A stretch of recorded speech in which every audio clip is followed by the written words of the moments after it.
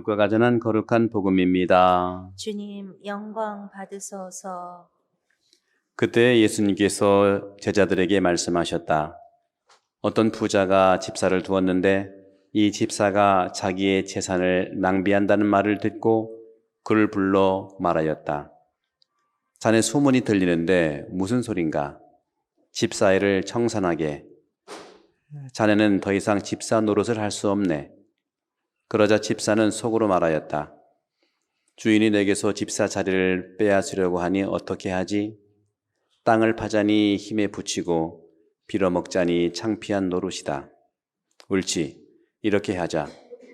내가 집사 자리에서 밀려나면 사람들이 나를 저희 집으로 맞아들이게 해야지. 그래서 그는 주인에게 빚진 사람들을 하나씩 불러 첫사람에게 물었다. 내 주인에게 얼마를 빚졌소? 그가 기름 100항아리요 하자 집사가 그에게 당신의 빚 문서를 받으시오. 그리고 얼른 앉아 쉰이라고 적으시오 하고 말하였다. 이어서 다른 사람에게 당신은 얼마를 빚졌소 하고 물었다. 그가 밀 100섬이요 하자 집사가 그에게 당신의 빚 문서를 받아 80이라고 적으시오 하고 말하였다. 주인은 그 불의한 집사를 칭찬하였다. 그가 영리하게 대처하였기 때문이다. 사실 이 세상의 자녀들이 저희끼리 거래하는 데에는 빛의 자녀들보다 영리하다. 내가 너희에게 말한다. 불의한 재물로 친구들을 만들어라. 그래서 재물이 없어질 때에 그들이 너희를 영원한 거처로 맞아들이게 하여라. 아주 작은 일에 성실한 사람은 큰 일에도 성실하고 아주 작은 일에 불의한 사람은 큰 일에도 불의하다. 그러니 너희가 불의한 재물을 다루는 데에 성실하지 못하면 누가 너희에게 참된 것을 맡기겠느냐? 또 너희가 남의 것을 다루는 데에 성실하지 못하면 누가 너희에게 너희의 몫을 내주겠느냐? 어떠한 종도 두 주인을 섬길 수 없다. 한쪽은 미워하고 다른 쪽은 사랑하며 한쪽은 떠받들고 다른 쪽은 업신여기게 된다. 너희는 하느님과 재물을 함께 섬길 수 없다. 주님의 말씀입니다. 그리스도님 찬미합니다. 네, 찬미 예수님, 오늘은 돈 얘기 좀 해볼까요? 인간은 손 안에 돈이 있어야 든든하지요. 여러분 다 돈 가지고 계시죠? 네, 지갑 안에 카드도 여러 장 있을 거요.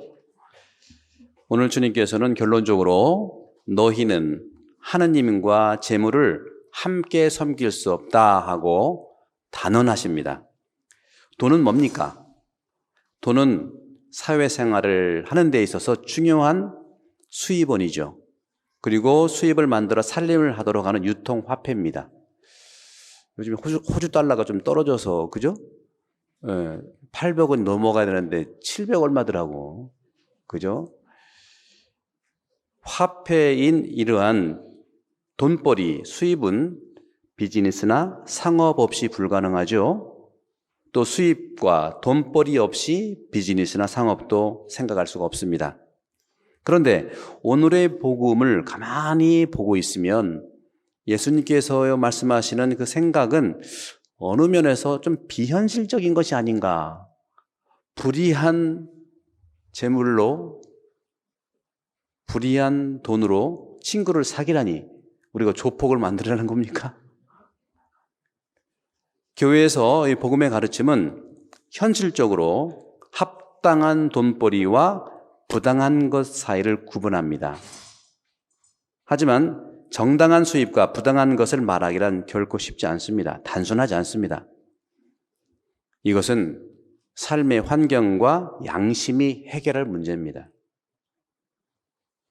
복음은 원칙을 말씀하시는 것 같아요. 복음은 이것만 기억하시면 좋겠습니다.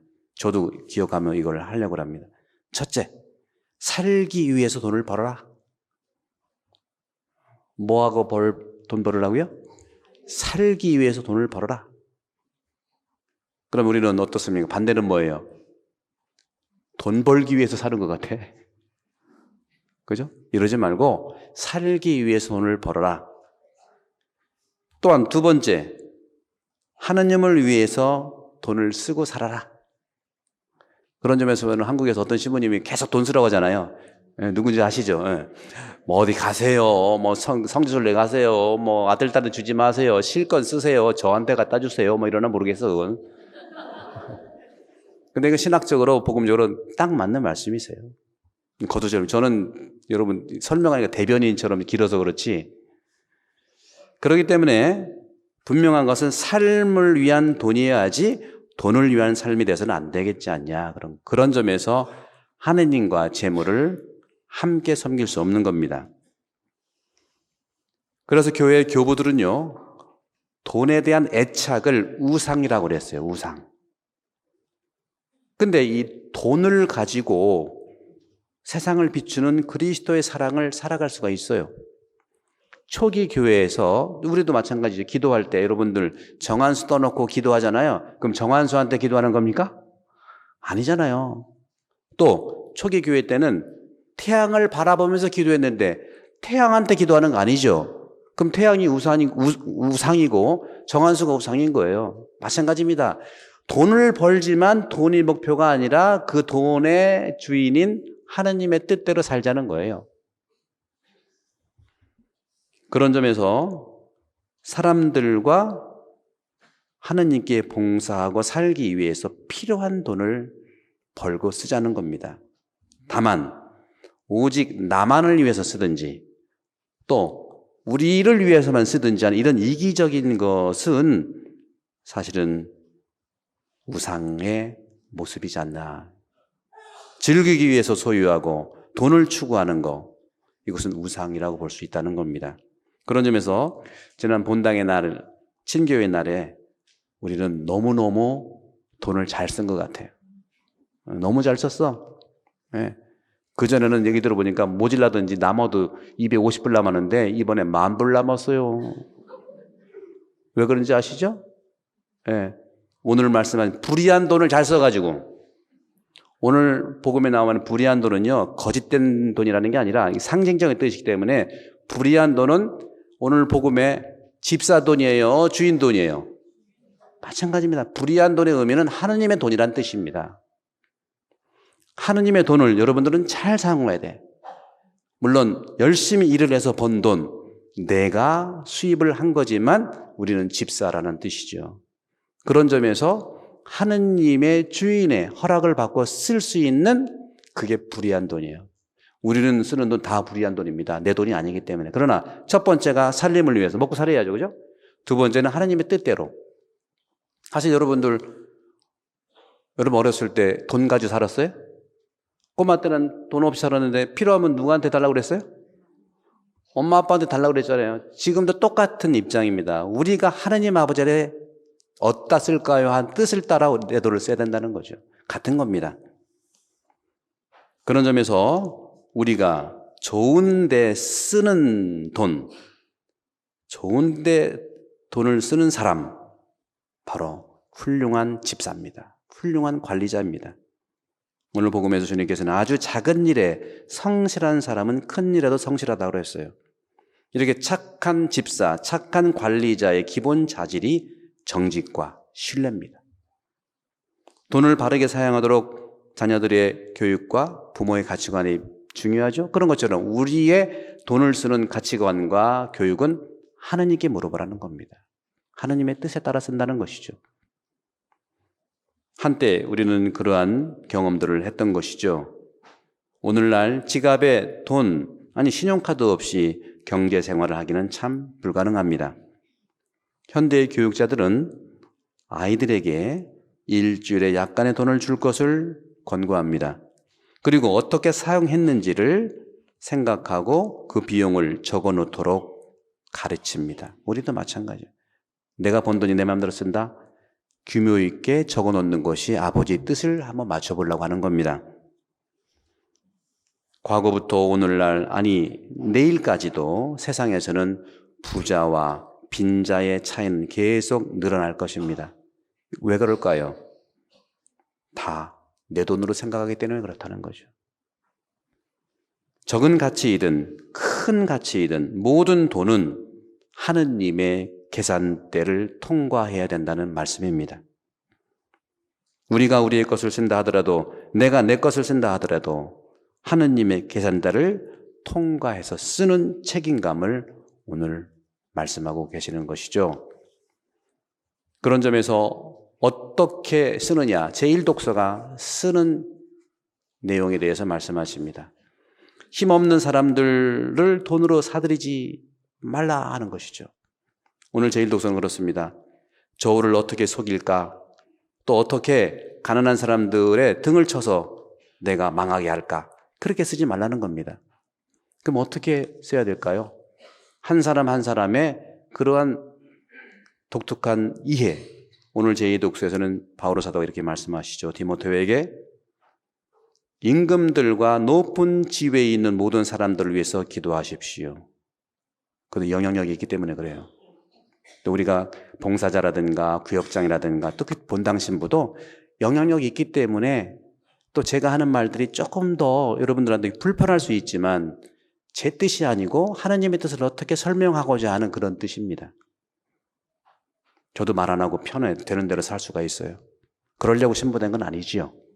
그런 점에서 여러분들 혹시 저하고의 관계에서 조금 딱딱하고 너무 깐깐하다는 생각이 들지는 모르지만 저도 그러고 싶지 않지만 자세히 성경을 읽어보면은 확인할 필요가 있다는 말씀을 하시는 것이죠. 임금들과 높은 지위에 있는 모든 사람을 위해서 기도해라.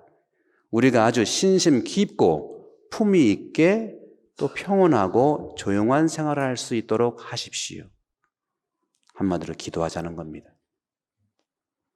그리고 마지막 단락에 이렇게 말씀하십니다. 바오로 사도는 디모데에게 나는 남자들이 성을 내거나 말다툼을 하는 일이 없이 어디에서나 거룩한 손을 들어 기도하기를 바랍니다. 남성들이요, 기도하는 곳으로 초대하는 것이 바오로의 초대입니다. 조용한 생활한다는 건 뭘까요? 본래 사람은 고독하게 창조되었습니다. 여러분 고독한 거 아시죠? 고독이라는 것은 나쁜 게 아닙니다. 그렇지만 그 고독이 더욱더 우리 안에 있는 마음을 움직이는데, 여러분들 남자와 여자가 있다면 누가 더 고독할까요? 남자가 고독해요? 여자가 고독해요? 여자가 더 고독합니다. 존재론적으로 고독하게 그렇게 주님께서 초대하셨어요. 고독은 뭐냐? 기도를 잘하도록 초대한 거예요. 남성들이 여성분들한테 기도를 배우십시오. 그런데 이 고독의 이유가 있어요. 고독이 잘못 우리가 채워지지 않으면 외로움으로 바뀌어요. 외로움은 더 채워지지 않으면 우울증으로 갈 수 있어요. 우울증으로 가면 그 다음에 얘기 안 할게요. 그러면 고독을, 원천적인 것은 고독을, 하나님은 우리를 고독하게 만드셨는데 그것을 성경의 언어로 원고독이라고 하면 원고독.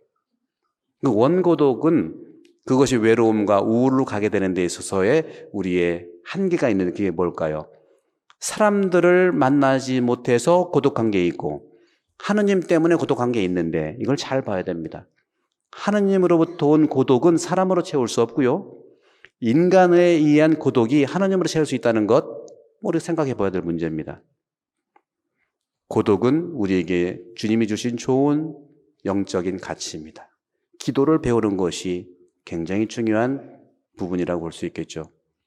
또 오늘 남자들은 성을 내거나 하지 말고 기도하도록 하라 하는 것도 역시 마찬가지입니다. 남자와 여자가 이렇게 차이가 있습니다. 여러분들, 남자들은 어떠세요? 남자분들은요, 하느님께서 단순하게 살 수 있는 단순성을 선물로 주셨어요. 단순해요. 근데 부인의 입장에서 보면 어때? 답답하지. 답답해. 그러니까 부인의 입장에서 보는 것을 내려놓고 하나님이 주신 단순성을 바라보면 좋지 않겠나는 거예요.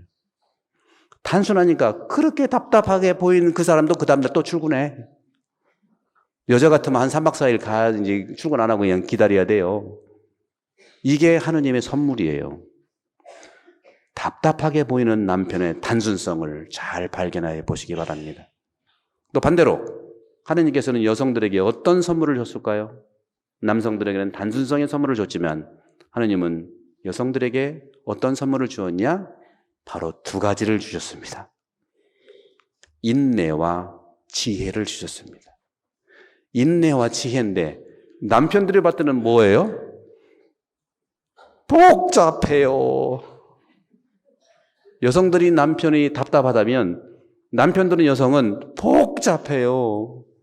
그렇게 자기 눈으로 보는 것도 보는 거지만 근본적으로 하나님이 주신 다름에 남편의 단순성, 여성의 지혜와 인내, 이 다른 것이 우리를 구원합니다. 그런 점에서 오늘 우리가 만나고 있는 기도를 배운다는 거 너무너무 중요한 일이죠. 그럴 때 우리는 불의한 돈이 부정한 돈이 아니라 하나님의 돈이라는 것을 깨달을 수가 있겠습니다. 여러분들, 주님은 우리가 불가능하다는 것을 가능하게 해줍니다. 마음을 열고 더욱더 주님의 이 초대에 응하면서 남녀 모두가 본래의 고독을 하느님 안에서 만나고 본래의 이러한 선물들을 서로 하나가 되어서 하느님과 재물을 함께 섬길 수 없는 그런 초대에 응하기를 오늘 함께 기도하도록 하십시다.